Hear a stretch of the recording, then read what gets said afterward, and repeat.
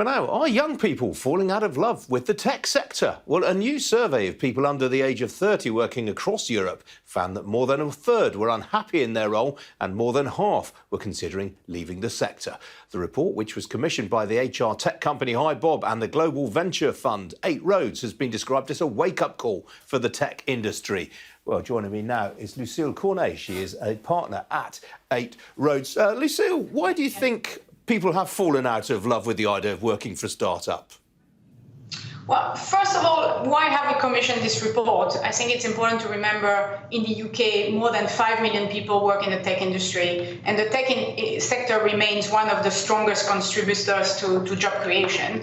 And as venture investors, tech companies is what we do. This is what we care about. So we wanted to take the pulse of this new generation of workers entering the workplace. So we surveyed more than 2,000 tech workers across 7 countries, asking them how they're feeling engaged, how they're feeling about their current employment, and what motivates them to stay in the workplace.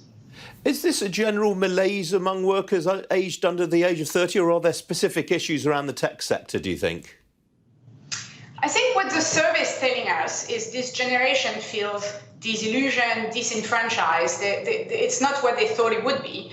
And it's not only in the UK, it's all across Europe. The most striking thing is obviously the sense of insecurity. I think in the UK, as you said, more third people feel their job is safe, which means 2/3 of them are not quite sure whether they'll have a job this time next year, which is staggering.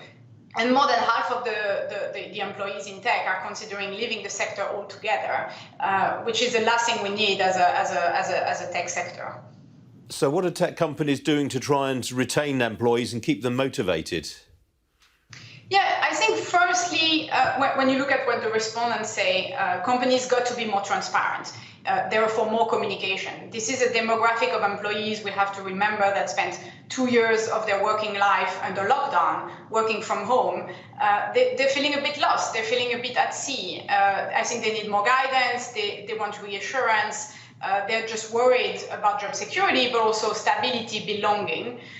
The second thing worth mentioning is they need to feel there is a structured career path. Employees need to map out, give them training, give them feedback, give them the sense that they're valued employees. Do you see hybrid working and demand for hybrid working and flexible working? Is that still a key part of the mix for under 30s? I think hybrid is here to stay, there's no question about that. And the main question in front of us is really how to make the most of it.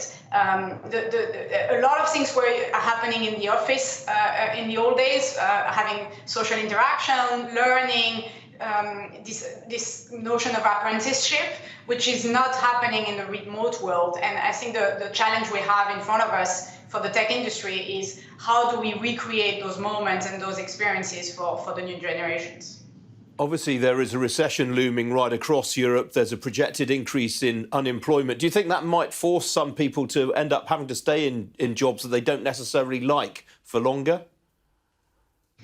It's the right question to ask, even though I think as a tech industry, we aspire for more. So the main thing is how do we keep this industry attractive and an inspiration for the new workforce to join, as opposed to them staying because they don't have the choice. We still have a fundamental supply and demand shortage in the tech industry with tech skills. So I don't think that